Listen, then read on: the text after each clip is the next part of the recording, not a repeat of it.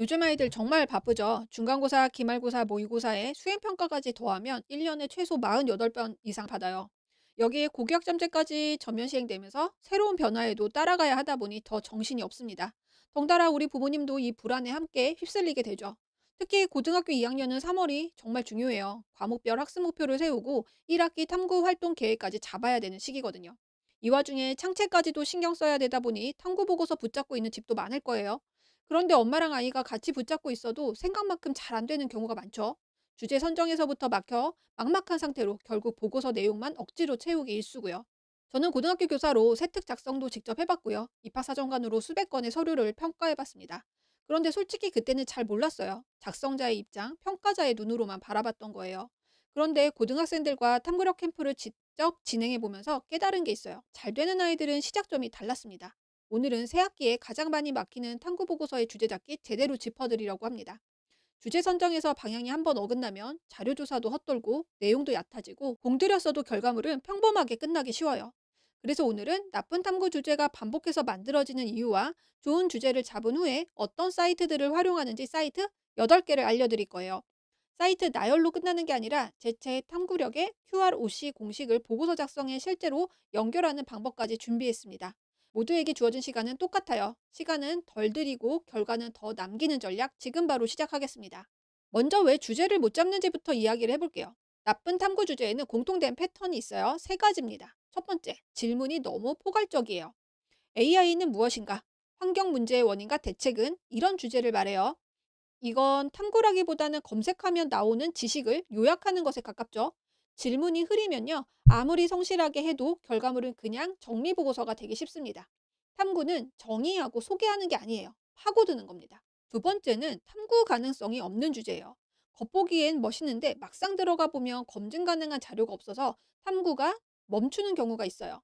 논문, 공식 통계, 공신력 있는 보고서 같은 근거 자료가 실제로 확보되지 않은 주제는 학생 수준에서 분석이 성립하기 어렵고 결국 감상이나 주장으로 흐르게 됩니다.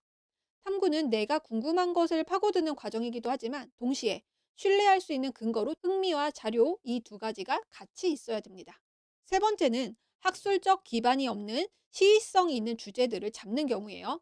예를 들어 미국과 이란 전쟁이 어디까지 확대될까? 이런 주제 흥미롭긴 하죠.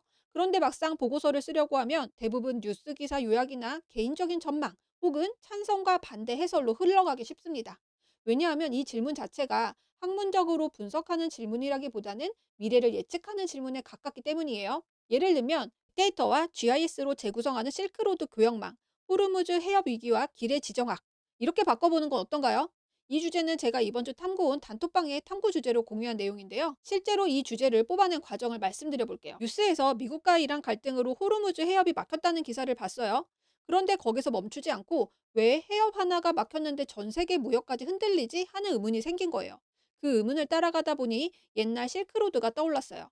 길이 막히면 교역이 흔들린다는 건 사실 역사적으로 반복되어 온 패턴이거든요. 거기서 역사, 지리, 경제, 정치 외교, 데이터 분석을 하나씩 연결했더니 주제 하나가 완성되는 겁니다. 시작은 뉴스 기사 하나였어요. 그런데 거기서 왜라는 질문 하나를 던졌더니 학문적 탐구 주제가 된 거죠. 즉, 전자는 뉴스 해설이고요. 후자는 학문적 탐구입니다. 대학은 이 차이를 분명히 봐요. 대학은 단순히 요즘 이슈를 이야기하는 곳이 아니에요. 지식을 체계화하고 원리를 탐구하는 학문 공동체란 사실을 기억하시길 바랍니다. 그럼 좋은 주제는 뭐가 다를까요? 제 책에서는 좋은 주제를 볼 때 세 가지를 봅니다. 첫 번째, 내가 정말 궁금한가? 두 번째, 논문이나 통계 같은 신뢰할 자료가 충분한가? 세 번째, 내 진로 계열과 연결되는가? 이 세 가지 기준으로 점검해서 보통 70점 이상이면 진행해 볼 만한 주제라고 봐요. 그런데 여기서 한 가지가 더 중요합니다. 좋은 탐구 주제는 그냥 보고서 쓰기 편한 주제가 아니에요.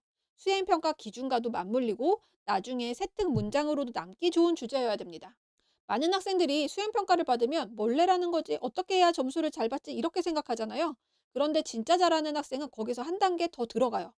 이 수행평가의 영역명은 무엇을 보려고 하는 건지, 평가 기준, 상해 항목은 어떤 역량을 요구하는 건지를 먼저 읽습니다. 채점 기준표는 단순 점수표가 아니라 활동 설계도예요.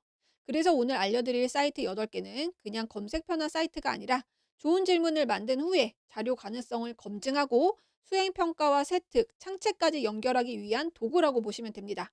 이제 QR, OC 흐름으로 가볼게요. Q는 질문 단계고요. R은 자료 조사 단계고요. O는 정리 단계, C는 비판적으로 확장하는 단계입니다. 좋은 탐구는 이 네 단계를 순서대로 밟아야 돼요. 지금부터 그 순서에 맞게 알려드릴게요. 첫 번째는 Q 단계, 질문을 만드는 단계입니다. 그리고 여기서 가장 먼저 볼 것은 의외로 사이트가 아니라 교과서예요.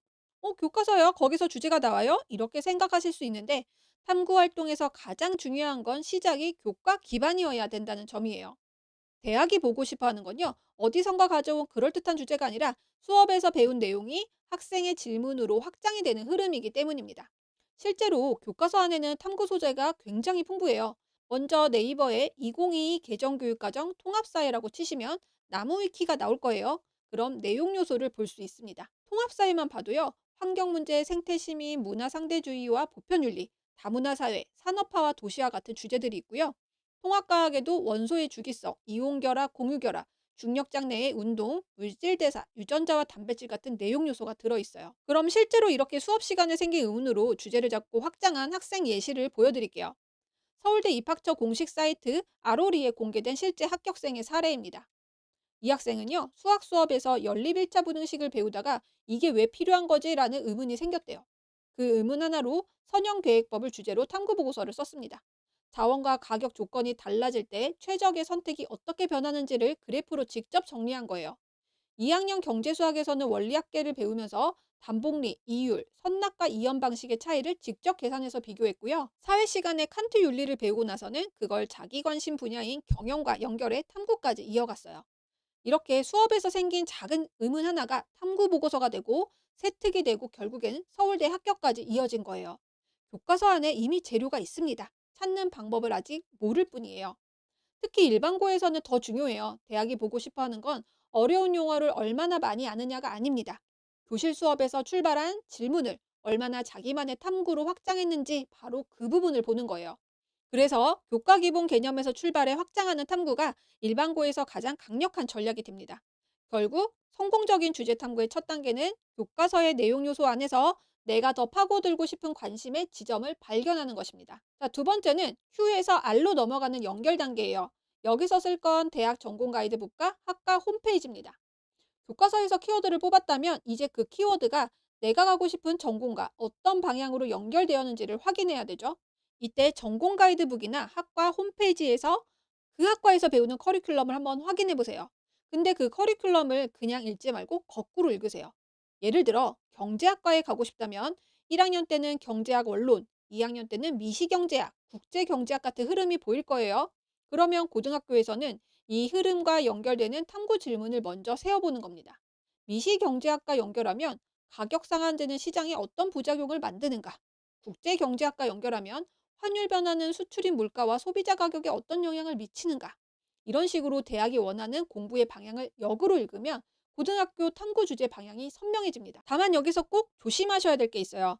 진로 연결이 중요하다고 해서 모든 과목을 억지로 진로 키워드로 덮어버리면 안 된다는 사실이에요.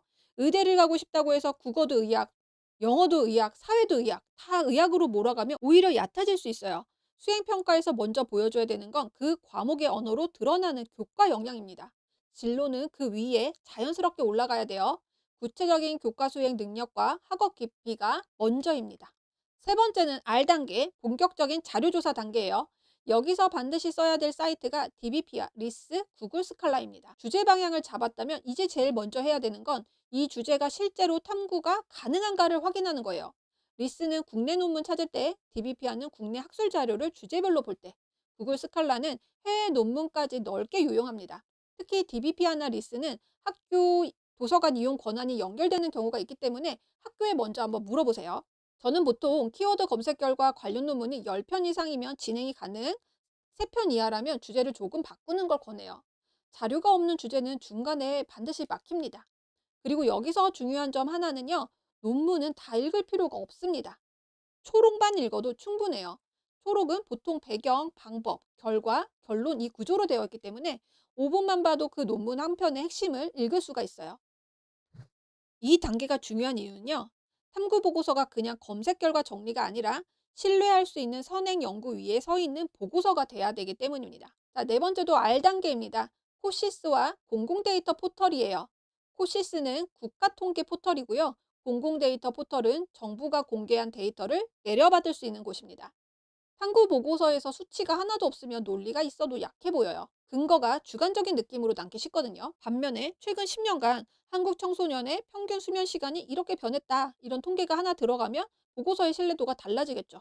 그리고 이 데이터를 보다 보면 오히려 새로운 질문이 생기기도 해요. 왜 이 수치가 이렇게 바뀌었지? 왜 특정 연도에 급변했지? 이런 질문이 나오면서 주제가 더 구체화되기도 합니다. 여기서 보고서 팁 하나를 드려볼게요. 자료를 많이 찾았다고 좋은 결과물이 되는 건 아닙니다. 제가 항상 강조하는 게 있는데요. 기존 정보는 7, 나의 해석은 3. 이 비율이 가장 효과적이에요. 논문과 통계로는 기본 뼈대를 세우되 나머지 30%는 반드시 나의 질문, 나의 해석, 나의 비판, 나의 대안으로 한번 채워보세요. 예를 들면 A는 B이다를 그대로 옮기는 게 아니라 나는 A가 B인 이유가 C라는 환경적 요인 때문이라고 본다. 이렇게 한 단계 재구성해 보는 거예요. 혹은 자료에서는 A라고 말하지만 실제 사례를 보니 B라는 예외도 있었다. 그래서 이 이론은 특정 상황에서 보완이 필요해 보인다. 이런 문장이 들어가면 선생님 입장에서는 아, 이 학생은 남의 정보를 그대로 옮긴 게 아니라 자기 사고를 더했구나, 이런 게 보입니다. 그래서 수행평가에서 세특으로 이어지기 좋은 결과물이 바로 이런 결과물이에요.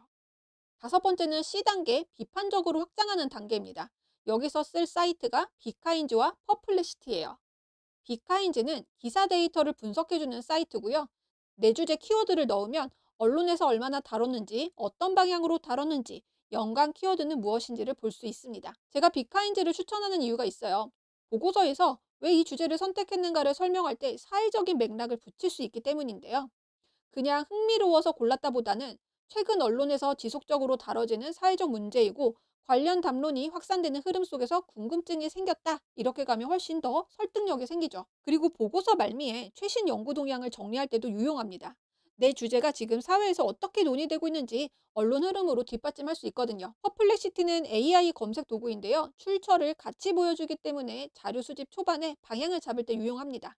최신 연구 동향이나 관련 기사를 빠르게 훑어볼 때도 편리해요. 다만 출처를 반드시 직접 확인하는 습관은 꼭 챙기셔야 돼요. AI는 무조건 믿는 것이 아니라 방향을 점검해주는 도구로만 써야 됩니다. 그리고 마지막으로 실전에서 반드시 같이 봐야 될 사이트가 하나 더 있어요. 바로 학교 알림이입니다. 학기 초 4월 정도가 되면 학교 알림이에 교과별 교수 학습 및 평가 운영 계획이 올라와요. 아직 2026학년도 계획이 올라와 있지 않으니까 2025학년도 계획을 한번 참고해 보세요. 이걸 보면 한 학기 동안 어떤 흐름으로 수업이 진행되는지, 언제 어떤 수행평가가 있는지, 무엇을 평가하려는지를 미리 볼 수 있습니다. 그래서요, 학기 초에 꼭 확인을 하셔야 돼요. 많은 학생들이 자, 지금부터 수행평가 시작합니다, 이 말 듣고 그때부터 고민하는데 그건 이미 늦습니다. 수행평가를 잘하는 학생은 학기 초에 미리 구조를 읽어놔요. 예를 들어 2학기 국어 수행평가에 비평문 쓰기가 예정되어 있다면 1학기부터 자료 수집 방향이나 독서를 연결해 둘 수가 있겠죠. 그러면 수행평가가 갑자기 떨어진 과제가 아니라 미리 설계된 탐구의 한 장면이 됩니다. 이 차이가 정말 크거든요. 수행평가를 그때그때 해결하는 게 아니라 미리 설계하는 학생이 강할 수밖에 없습니다. 오늘 소개한 흐름을 한 번만 더 정리해 드릴게요. Q단계는 교과서 내용 요소에서 질문의 씨앗을 찾는 단계고요. Q에서 R로 넘어가는 연결 단계는 대학 전공 가이드북과 홈페이지에서 주제를 전공 방향에 맞춰서 좁혀보세요. R 단계는 리스와 구글 스칼라로 논문이 있는지 먼저 확인하시고요. 코시스와 공공 데이터 포털로 통계와 데이터 근거를 확보하세요. 이때 자료는 기존 정보는 7, 나의 해석은 3, 이 비율로 재구성 한번 해보시고요. C단계는 비카인즈로 주제의 사회적 맥락을 잡고요. 보고서 말미, 최신 연구 동향을 정리할 때도 한번 활용해 보세요. 퍼플렉시티로 자료 방향을 빠르게 파악하고요.